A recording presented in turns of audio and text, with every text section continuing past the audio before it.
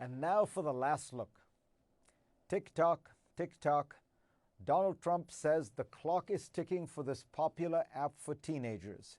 In case you're unaware, TikTok is a social media platform for short-form videos whose already high popularity exploded during quarantine. For Gen Z teens and millennials, it is a lighthearted home for choreographed dance moves and viral videos. But a diverse set of institutions had already banned it internally, from Wells Fargo to the Biden campaign, from the Indian government to the US Army. What in the world is going on? Well, TikTok collects information from users like their location and what they are saying in messages to other users. That isn't much different from what other social media companies gather. The real difference, TikTok's parent company, ByteDance, is Chinese, and there is a fear that tens of millions of Americans' interests and movements could be handed over to the Chinese Communist Party. In addition, the skeptics say Beijing could use the platform to promote itself and restrict ideas it doesn't like. Perhaps in response to these concerns, ByteDance seemed to be looking for American ownership for TikTok.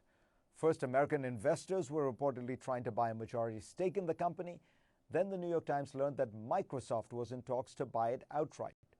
But Trump said even this would not be enough to ease his security concerns, threatening to ban it entirely.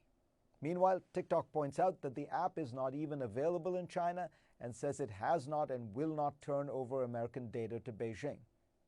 But governments around the world find it difficult to imagine any Chinese private company withstanding the might of the Beijing government, especially with a 2017 Chinese law requiring that companies assist in intelligence gathering when asked. Let's not forget, China is consistently ranked the world's worst abuser of internet freedom by Freedom House. Still, TikTok has worked hard to demonstrate its independence from China. When the controversial national security law came into force in Hong Kong earlier this summer, TikTok took the drastic step of removing itself from the city entirely. In May, an American CEO replaced the Chinese one, and TikTok insists that its data servers are in Virginia and backed up in Singapore, bypassing China entirely. And to be fair, many of the voices outside of Washington, D.C. who urge TikTok be banned are simply afraid of the competition.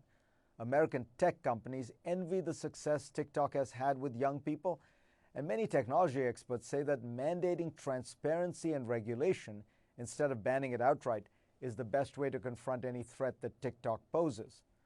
But these arguments are getting drowned out as hostility toward China increases. TikTok is one of the opening salvos in an emerging battle of technology between the world's two largest and most dynamic economies, a new tech Cold War.